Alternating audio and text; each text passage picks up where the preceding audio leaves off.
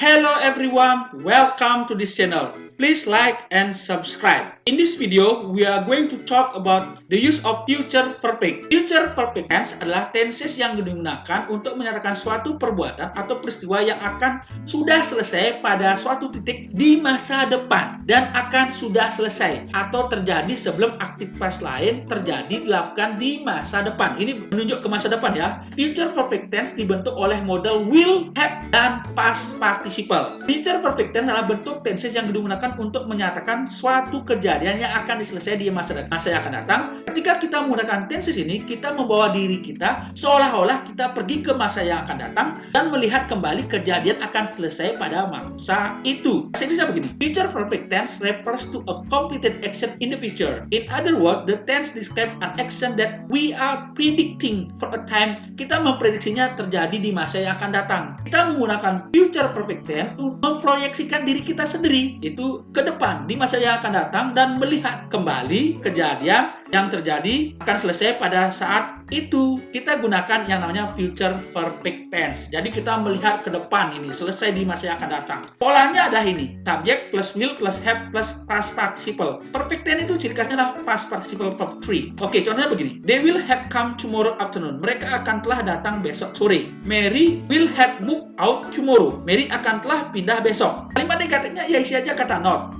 As plus will plus not plus have plus participle atau verb 3. They will not have come tomorrow afternoon. Mereka belum akan datang besok sore. Mary won't have moved out tomorrow. Mary belum akan pindah besok. Kalimat interrogatifnya, kalimat tanya, pindahkan aja will-nya ke depan. Will tambah s tambah have plus past participle atau kata kerja ketiga. Will they have come tomorrow afternoon? Apakah mereka akan telah datang besok sore? Will Mary have moved out tomorrow? Apakah Mary akan telah pindah besok? Oke, kita melihat fungsi dan contoh kalimat future perfect tense. Future perfect tense untuk mengungkapkan suatu aktivitas. Fungsi dan contoh kalimat future perfect tense. Future perfect tense itu digunakan untuk mengungkapkan suatu aktivitas yang akan sudah selesai atau terjadi sebelum aktivitas lain dilakukan di masa depan. Subordinate conjunction-nya yang dapat digunakan sebagai time expression. Contohnya begini, keterangan waktunya antara lain before, when. Future perfect tense plus before atau when plus simple present tense. Contoh kalimatnya future tense itu seperti ini. We will gather on the road at 8. We will have gone when you come at 9. Kami akan berkumpul di jalan jam 8. Kami akan telah pergi ketika kamu datang jam 9. Paham kan? Before he comes, the table will have been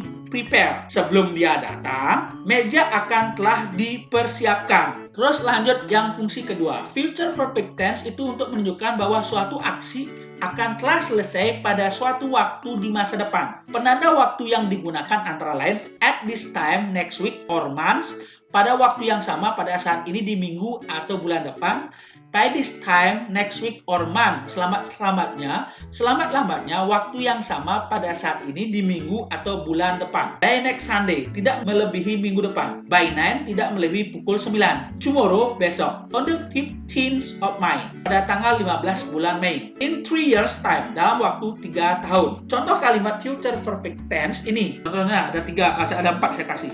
At this time, next month, I will have finished my driving course. Bulan depan, saya akan telah menyelesaikan kursus mengemudi saya. By this time next week, we will have lived in this house for 2 years. Minggu depan, kita akan telah tinggal di rumah ini selama 2 tahun. Kemudian contoh ketiga, the mechanic will have repair my car tomorrow.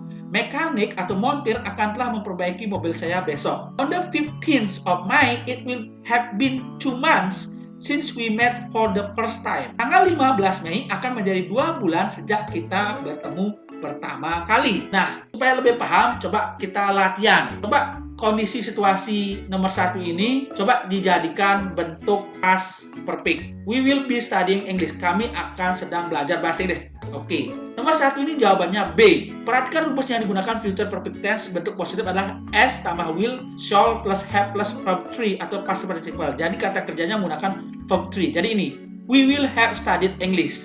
Benar. Kalau yang dua, I will be doing the test. Saya akan mengerjakan tes tersebut. Oke, jawabannya lah C. I will not have done the test. Untuk mengubah bentuk negatif, maka gunakan rumus bentuk S, will atau shall plus not plus have plus verb 3. Jadi letakkan kata not setelah kata will. Nomor 3, saya akan will have been sleeping, akan tertidur, akan sedang tertidur. Ya, jawabannya jika diubah menjadi penggunaan will, dia akan berubah menjadi C. Rumus yang digunakan bentuk interrogatif adalah will. Jika diubah menjadi bentuk interrogatif pertanyaan, nah ini kalau diubah menjadi bentuk pertanyaan, dia akan jawabannya begini. Will plus shall plus S plus have plus verb 3. Jadi jawabannya C, bentuk pertanyaan ya. Yang keempat, diubah dalam bentuk pertanyaan, future perfect, bentuk pertanyaan, jawabannya ya A. Nah, untuk yang empat, untuk present perfect bentuk negatif, oke, gunakan rumus bentuk, dirubah bentuk negatif ya. Jadi jawabannya 4A. Yaitu untuk present future perfect tense bentuk negatif interrogatif, gunakan rumus berikut. Will atau shall plus S plus not plus have plus verb 3 past participle. Jadi letakkan kata not setelah subjek. Atau jika ingin meletakkan kata not setelah will, maka harus diikat menjadi won't. Have adalah bentuk ketiga dari teach, irregular verb. Jadi kata bentuk teach itu bentuk ketiganya have, yaitu sebagai bentuk irregular verb, kata kerja tidak beraturan. Nah, nomor 5, untuk positif, is in the hospital. Jika dirubah menjadi future perfect. Nah, yang nomor 5 itu jawabannya B. Inilah bentuk positif dan rumus yang digunakan adalah subject plus will atau shall plus have plus verb 3 atau past participle. Is yang merupakan be to be berperan sebagai kata kerja utama. Jadi verb 3 dari be adalah been. Nah, ini. Pahamkan jawabannya ini? This is the references for our lesson today. Thank you for your attention. Bye.